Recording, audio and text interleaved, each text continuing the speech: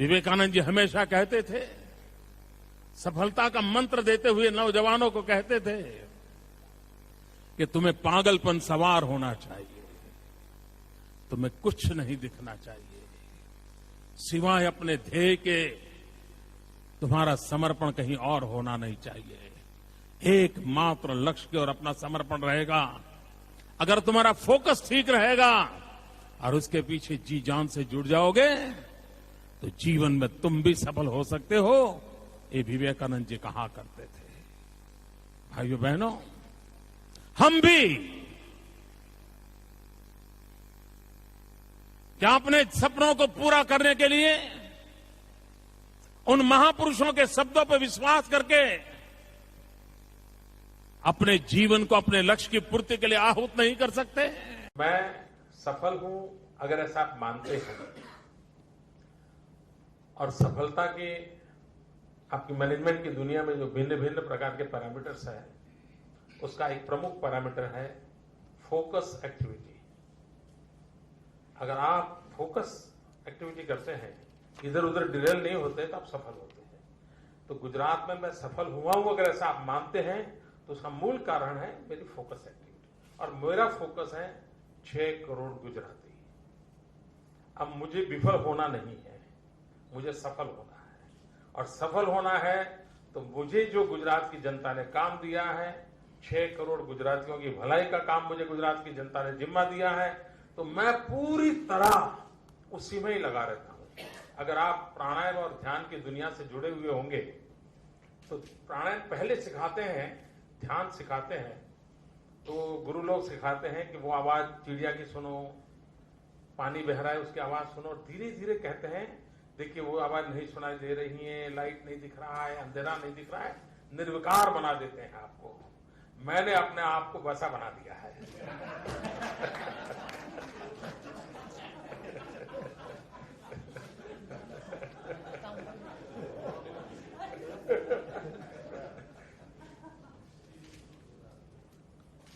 लेकिन आपको प्रश्न पूछने की इजाजत है। जय मिस्त्री ने, sir, what should be the routine of the day and night one day before exam? Sir, how to do proper time management for our studies?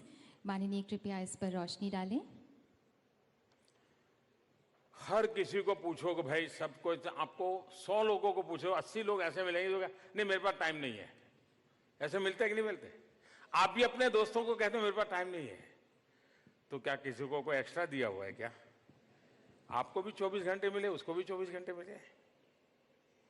उसका कारण यह है कि उसको अपनी प्रायोरिटीज का पता नहीं है। टाइम का मिसमैनेजमेंट की शुरुआत आपकी प्रायोरिटी का आपका अज्ञान है।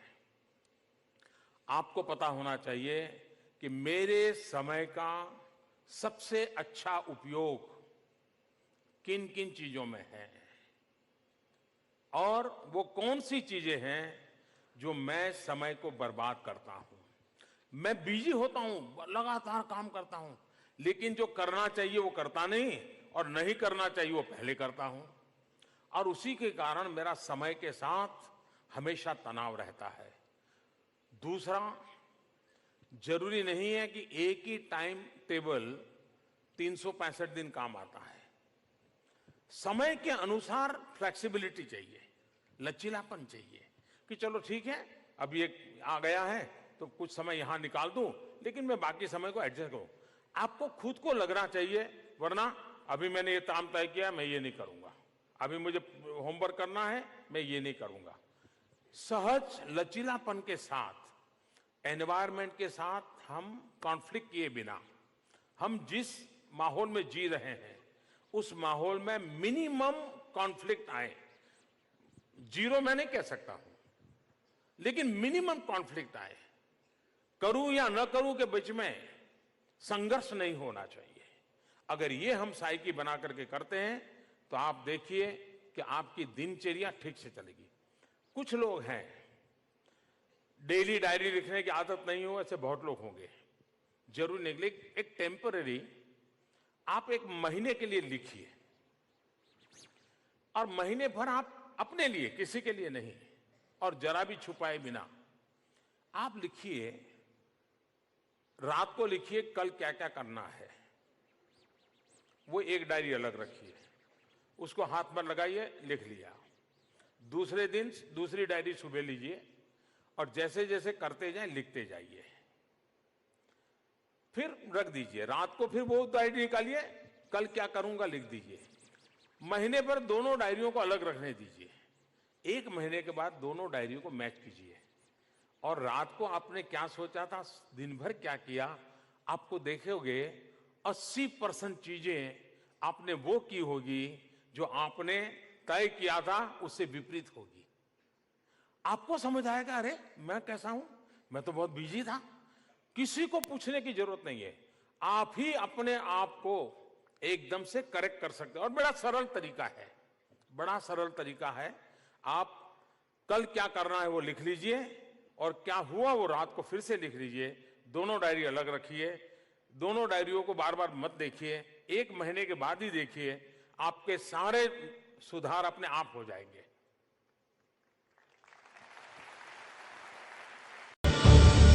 नरेंद्र मोदी बरसों से खबरों में रहे हैं। उनके पक्ष में हो या विरोध में अक्सर वो सुर्खियों में रहते हैं, लेकिन अगर मोदी की माने तो वो खुद कभी अखबार नहीं पढ़ते और अखबार में पढ़ता नहीं। कुछ लोग कहते हैं ना, जीवन जीने की जड़ी बूटी क्या, मेरी ये जड़ी बूटी है। और इसी कारण मस्ती से रहता हूं। किसी को कुछ जवाब भी देने की फिर जरूरत नहीं पड़ती। निजानंद में जीता हूं, एक मस्ती है। 7 episodes, The Loudest Voice। आपको समय कैसे मिलता है ये सब देखने के लिए? राजदीप, मैं अपने फोन में कोई भी सोशल मीडिया नहीं रखता हूं और फ्राइडे शाम से मेरा पढ़ाई और देखने का सिलसिला शुरू होता है, जो संडे रात तक। आप व्हाट्सएप नहीं रखते? सिर्फ व्हाट्सएप रहता है, कोई फेसबुक नहीं, ट्विटर नहीं, इंस्टाग्राम नहीं, यूट्यूब नहीं। चलिए, मैं इस हफ्ते मेरी किताब सिस्टम में है, आपके डीएनए में है। डीएनए में जी। लेकिन जहां बीजेपी को कहा जाता है चुनावी मशीन है ये, क्योंकि आईपीएल मैचों की तरह बैक टू बैक चुनाव होते हैं और हर चुनाव में प्रेशर आपके ऊपर होता है। और एक तरफ प्रधानमंत्री मोदी हैं, वो भी उनके बारे में कहते हैं कि टफ टास्क मास्टर हैं। दूसरा, आपकी तुलना अमित शाह जी से भी की जाएगी क्योंकि वो आपसे पहले बीजेपी अध्यक्ष थे। तो दबाव कितना आपको लगता है कि कितना दबाव रहता है आपके ऊपर हर चुनाव से पहले? जैसे एक फिल्म स्टार के ऊपर दबाव होता है हर पिक्चर रिलीज होने से पहले, खिलाड़ी के ऊपर दबाव होता है हर मैच से पहले, वैसा ही दबाव आपके ऊपर भी रहता है? सुधीर जी, एक मैंने बचपन में जब से क्योंकि मैं 20 साल का था जब से मैं सामाजिक काम में आ गया, छात्र राजनीति में आ गया और छात्र राजनीति करते करते फिर यहाँ पर और फिर बहुत सी जिम्मेवारियों को निभाया। एक कविता आती थी, एक कविता मेरे सहयोगी ने मुझे सुनाई थी कि कुछ चिट्ठियां आती हैं, कुछ पढ़ पाता हूं, कुछ नहीं पढ़ पाता हूं क्योंकि मैं व्यस्त हूं। कुछ लोगों से मैं मिलता हूं, कुछ से नहीं मिल पाता हूं क्योंकि मैं व्यस्त हूं। बहुत सी विषय हमारे निर्णय के लिए आते हैं, कुछ निर्णय कर पाता हूं, कुछ नहीं कर पाता हूं क्योंकि मैं व्यस्त हूं। लेकिन बाद में मुझे दिखाए ध्यान में, फिर कुछ अखबारें पढ़ पाता हूं, कुछ नहीं पढ़ पाता हूं क्योंकि मैं व्यस्त हूं।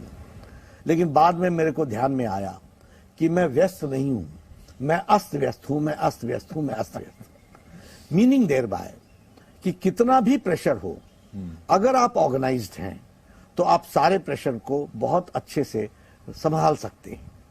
हर एक को आप प्रायोरिटी दे सकते हैं। इसलिए management of time and organisation के साथ कोऑर्डिनेशन में टाइम मैनेजमेंट करना।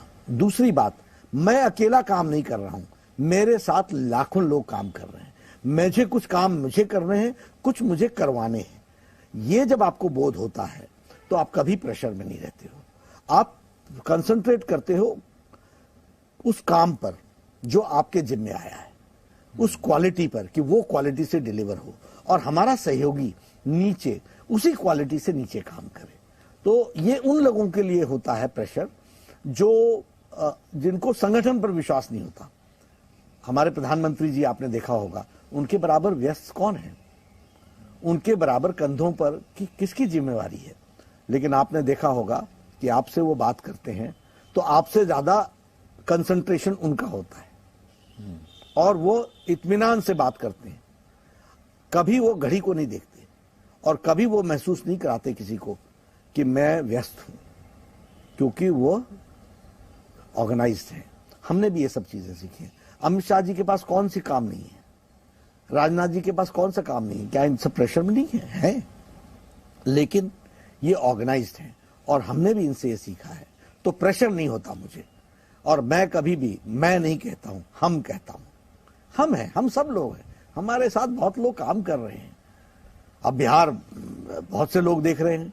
मेरा काम है कि 20 लोगों को सुबह फोन करके उनके हालचाल को पूछना, उनको कुछ काम देना, उनको कुछ काम पूछना, उससे बिहार चलता है। तो 20 लोग एक्टिवेटेड होते हैं, वह 20 नीचे 20 को एक्टिवेट करते हैं। तो ये जो ये पारिवारिक पार्टियां होती है ना, ये प्रेशर में रहती है। के लिए बहुत बहुत शुक्रिया जी। धन्यवाद। काफी बिजी शेड्यूल है आपका और मैं जिस तरह से वाराणसी में पिछले 2 दिन से हूँ देख रहा हूँ, आप 3-4 बजे तक भी सुबह के लगातार मीटिंग कर रहे हैं, काफी जोर की जा रही है। सीधे सवाल आपसे पूछना चाहता हूँ, इस बार पूर्वांचल की लड़ाई खासकर बनारस में बीजेपी ने प्रचार में अपनी पूरी ताकत, जितनी उसके पास आर्टिलरी है, उसने ऑल गन्स ब्लेजिंग कर दिया है। क्या कहना चाहते हैं? रात को 3-3 बजे तक मीटिंग चल रही है, जो हमारे पास जानकारी मिल रही है। पहले आप बनारस को बनारस सीट के साथ मत जोड़िए जी। बनारस पूर्वांचल का केंद्र है। जब चुनाव घूमता घूमता गोरक्ष में आया, तब से स्वाभाविक रूप से सब यहाँ से सेंटर कर प्रचार कर रहे हैं, एक बात। और दूसरा, रात को 3 बजे तक मीटिंग चल रही है, वो चुनाव जीतने के भय के कारण नहीं हो रही है। 2/3 बहुमत से स्थिर सरकार बनाने के प्रयास के एक हिस्से के रूप में हो रही है। कोई बेचैनी तो नहीं है? जरा भी बेचैनी नहीं है। और हम 5वें चरण में सरकार बनाने की प्रक्रिया समाप्त हो चुकी है, आप मानकर चलिए। मैं बार बार आपसे एक सवाल ही होता है चुनाव। मैंने ये भी सुना है कि आपकी बैठकें जो हैं आजकल, चुनावी बैठकें रात भर चलती हैं। कानपुर में, लखनऊ में आपने पूरी रात बैठकें की, सुबह 3, 4, 5 बजे तक बैठकें हुई। तो ये एक मेहनत की निशानी है या एक बेचैनी की निशानी है? 300 तक पहुंचने की। बट कहीं ऐसा तो नहीं कि आपकी रातों की नींद उड़ी हुई है? देखिए, जहां तक सादे बहुमत से जीतने का सवाल है, भारतीय जनता पार्टी वो आंकड़ा काफी कंफर्टेबली पार कर लेगी, हमें कोई दिक्कत नहीं। मगर हम एक मजबूत सरकार चाहते हैं जो उत्तर प्रदेश में विकास कर सके, उत्तर प्रदेश को जातिवाद से ऊपर उठा सके, उत्तर प्रदेश को परिवारवाद से ऊपर उठा सके और उत्तर प्रदेश में से तुष्टीकरण की राजनीति को समाप्त कर दे। से भी साथियों, 21वीं सदी को भारत की सदी बनाने में बहुत बड़ी भूमिका है। अपने अपने कर्तव्य के पालन में। कोई मुझे कहे कि भाई सारी समस्याओं के समाधान को एक शब्द में बताइए, तो मैं ये कहूंगा, हिंदुस्तान के 130 करोड़ नागरिक सब कोई अपने कर्तव्यों का पालन करे तो सरकार को समस्याओं को सुलझाने के लिए कोई ज्यादा कुछ करना ही नहीं पड़ेगा, अपने आप सुलझ जाएगी। एक नागरिक के तौर पर देश हमसे जिन कर्तव्यों को निभाने की अपेक्षा करता है, वो जब पूरे होते हैं तो देश को भी नई ताकत मिलती है, नई ऊर्जा मिलती है। झेलना पड़ेगा जो ऐसे सवाल पूछते हैं। One thing hasn't changed, huh? You've remained combative as ever. 5 years haven't changed that. But I want to ask you one final question. Do you really see yourself as a future Prime Minister of this country? Is that an ambition that you have? The discussion was about chief ministers, about Gujarat. You believe that your priority at the moment is Gujarat. You're fighting an election there.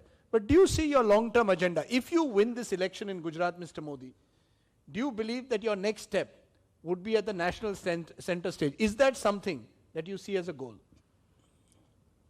ये तो पूरा सवाल ही irrelevant है, बेमतलब है। मतलब मैं मूलतः संगठन से जुड़ा हुआ व्यक्ति था। मैं ऐसा व्यक्ति हूं जिसने कभी कॉलेज का भी चुनाव नहीं लड़ा था। और जब मैं गुजरात में गया तो मुझ पर जो एक आरोप था, जो मीडिया का भी था और मेरे ओपोनेंट्स का भी था, और वो ये था कि मोदी क्या करेगा, ये सरपंच नहीं बना, कभी नगर पालिका का अध्यक्ष नहीं बना है। और तब मैंने कहा था कि ये मेरा आरोप मुझ पे जो लगा है वो सही है, क्योंकि मेरा वो रुचि का क्षेत्र नहीं रहा। मैं कभी जिंदगी में चुनाव नहीं लड़ा भैया। अब ये ठीक है कि अचानक मेरे जिम्मेदारी तो आ गया, तो मेरी कोशिश ये है कि मुझे जो काम मिला है वो मैं, भगवान ने जितनी मुझे बुद्धि शक्ति दी है उसको पूरी झोंक करके मेरे राज्य की भलाई के लिए काम करूं। न मेरा कोई पॉलिटिकल एजेंडा होता है, न चुनाव मेरा एजेंडा होता है। मेरा अगर एक एजेंडा एक है तो मेरे गुजरात का भला हो, मेरा गुजरात देश के विकास के लिए काम आए, हर प्रकार के विकास मेरे गुजरात में हो। और दिन रात मेरे दिमाग में, मित्रों, ये शायद शब्दों में आपके गले नहीं उतरेगा, लेकिन आप जैसे किसी परमात्मा से जुड़ गए हो, किसी की भक्ति पूजा करते होंगे, अच्छे बुरे पल में आपको कृष्ण याद आते होंगे, राम याद आ जाते हो, कोई माता याद आती हो। मित्रों, मुझे दिन रात सिवाय गुजरात कुछ नहीं दिखता। मैं पागल हो चुका हूं गुजरात के गया, और मेरा वो पागलपन ही है मेरा गुजरात की भलाई करेगा। और मैं चाहता हूं कि मुझे मेरा वो पागलपन बरकरार रखने में कुछ दोस्त मेरी मदद करें।